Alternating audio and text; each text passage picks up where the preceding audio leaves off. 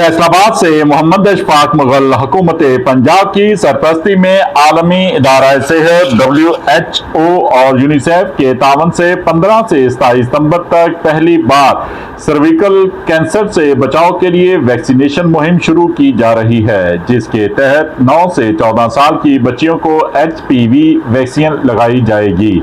ये बात CEO health doctor Shahbaz Ahmed ने district health office Alhamra hall में मनक़दा सेमिनार से खिताब के दौरान बताई।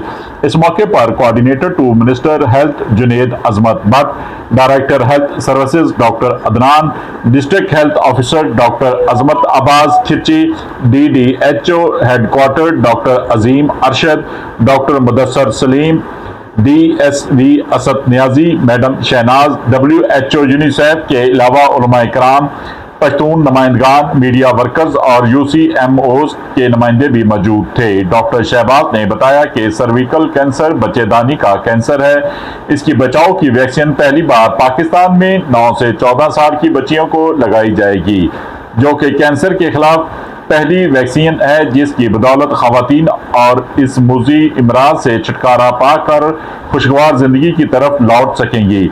District health officer doctor Azmat Abbas ने कहा कि पाकिस्तान दुनिया का 148वां मुल्क बन गया है जहां ये वैक्सीन फराहम की जा रही है। सर्विकल कैंसर के बाइस मुल्क में हर साल 3000 से ज़ायद खवातीन जान की बाजी हार जाती हैं। ये कैंसर के खिलाफ पहली वैक्सीन है जो कम उम्र बच्चियों को मुस्तकबिल में इस महलिक मरज से महफूज रखने के लिए दी जा रही है। उन्होंने बताया कि 471 टीमें यूनियन काउंसिल, स्कूलों, हस्पतालों और दीगर मकामात पर वैक्सीन लगाने की सहूलत फराहम करेंगी।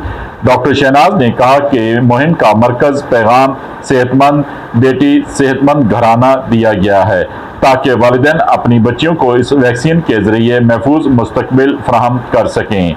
देखते रहिए GS न्यूज़।